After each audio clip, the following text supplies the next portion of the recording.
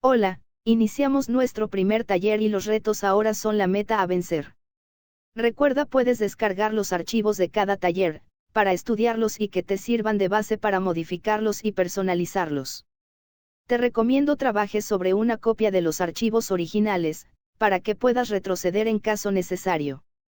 Este es el primer sitio que tú harás, y como lo indica su título es HTML y CSS puro. Más adelante te explicaré el código paso a paso. Bienvenido y mucho éxito.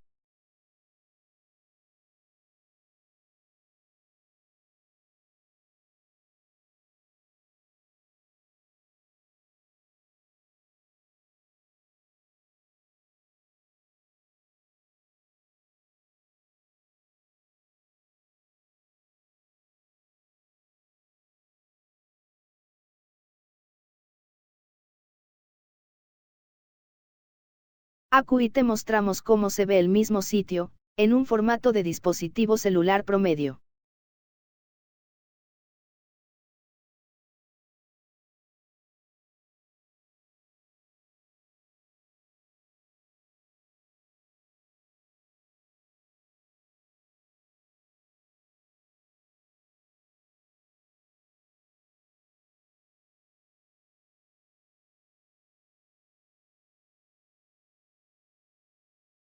Muy bien, empecemos por crear nuestro primer documento HTML.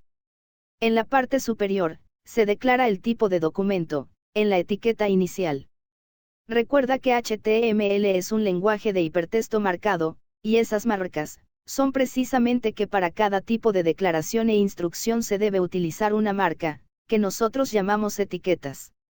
En la etiqueta HTML, que es la que contiene todo el documento, tiene propiedades, una de ellas es el lenguaje que se maneja en la página, en este caso el valor que damos a la propiedad es una E y una S, para indicarle español.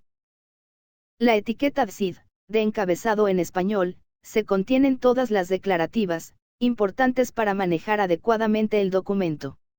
Contiene la etiqueta título, que es la identificación del documento, y es lo que despliega el navegador en su ventana o pestaña, según sea el caso. Luego, las etiquetas meta, quieren decir metadatos, en donde el navegador obtiene información de cómo manejar el documento, por ejemplo, a UI le indicamos que el set de caracteres que usa la página es bajo el protocolo UTF-8, que encierra la mayor parte de los caracteres universales para cualquier idioma. Luego le indicamos que en el viewport, esto es la parte visual del dispositivo, en que se desplegará el documento, debe ser su contenido escalado en su ancho, con una escala inicial de 1, esto es al 100%. Dentro de la etiqueta DCID, vamos a declarar el estilo visual del documento, y aquí es donde inyectamos lenguaje CSS a la página.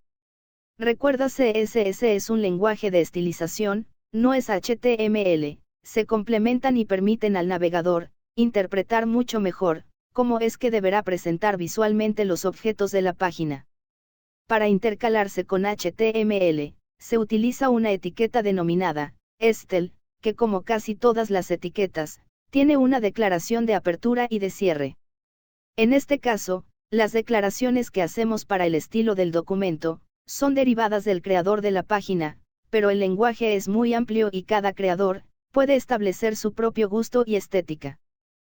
Declaramos la etiqueta Style, para indicar al navegador que lo siguiente se interpretará bajo los estándares de estilo del lenguaje. Las declaraciones inician con el nombre del elemento de la página, que se afectará con la instrucción. Después, entre llaves, señalaremos la propiedad y el valor, que deberá ser asignado para el o los elementos declarados. En este caso, iniciamos con un asterisco, para indicarle que tendrá la instrucción una aplicación general, esto es, sobre todos los elementos de la página. Y entre llaves, señalamos que la propiedad box sizing, esto es los cuadros de marcos contenedores, tienen como límite de tamaño, sus mismos bordes, para evitar que expanda sus elementos contenidos y los superponga con otros contenidos. El elemento body, esto es, el cuerpo de la página, deberá presentar sus textos, con la fuente Arial, principalmente y en su defecto con Arial, o helvética, del tipo sans serif, esto es sin terminaciones decoradas. y que el margen que guardarán los elementos de la página tendrán un margen de 0 píxeles. Notarás que cada instrucción, aparte de estar entre llaves, termina con un punto y coma. El GEDE, le declaramos un padding de 80 píxeles. El padding es el margen interno que presentará el contenedor en relación a sus elementos.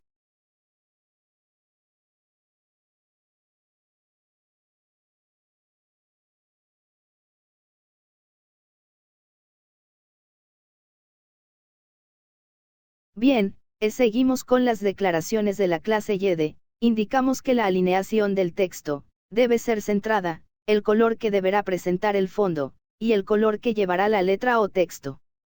Para indicar que se está declarando una clase, se inicia la declaración del elemento con un punto, y si después del nombre del elemento damos un espacio y luego indicamos otro elemento, dentro del contenedor GEDE, como el título tipo H1, le podemos indicar que la propiedad tamaño de la fuente es de 40 píxeles, para este caso en particular.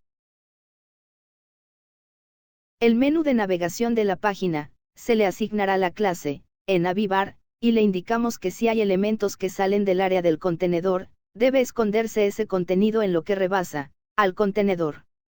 Le indicamos también el color de fondo, y declaramos que la posición de sus elementos será sticky, esto es que deberá fijarlas y exhibirlas en forma permanente en la pantalla.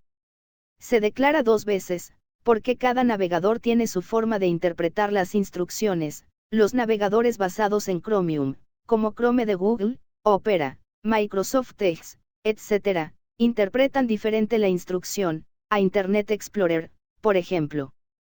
Para superar este inconveniente, se hace la declaración para cada tipo de navegador. Y finalmente declaramos que la posición del menú de navegación será al tope de la página. Esto lo hacemos con la instrucción top. En la misma clase en Navibar, le indicamos que los elementos flotarán a la izquierda, para que cuando el menú no pueda extenderse en la pantalla, se alineen las anclas o enlaces, que son interpretadas como los elementos A, y se agrupen ordenadamente uno abajo del otro. Que deberán desplegarse en bloque, que el texto no debe decorarse, con subrayado para los enlaces, y otras instrucciones ya vistas. Se declara en la clase en Navibar, para los enlaces tipo A, una clase interna, para que el elemento al que se le asigne esta clase, se alinee a la derecha en el menú. Finalmente se asigna a los enlaces tipo A, que estén en la clase en Navibar, que cuando el puntero del mouse pase sobre de ellos, cambie el color de fondo y del texto. Note que esta asignación se hace con dos puntos, después del elemento A. Una de las facilidades que proporciona CSS, es su método Flex. Para lograr una composición de página más estética. En el ejemplo, declaramos que la clase Row, que daremos a un renglón imaginario. Será flexible, en cuanto a su contenido y que los elementos pueden extenderse o contraerse, dependiendo el tamaño de la pantalla del dispositivo, o el ancho de la ventana del navegador, y con el valor GRUAP, le indicamos que de no entrar en pantalla, se apilarán ordenadamente uno sobre el otro. Creamos la clase Side, y le indicamos que dentro del contenedor flexible, esta clase ocupará el 30% del ancho total del contenedor, esto es con la finalidad de crear un panel lateral, cuando el ancho lo permita. De no ser así, se apilará, conforme a la instrucción anterior, y le asignamos color de fondo y margen interno o padding. Al contenedor principal le asignamos el 70% del ancho del contenedor flexible, para que quede nuestra composición de página como la vemos en la imagen.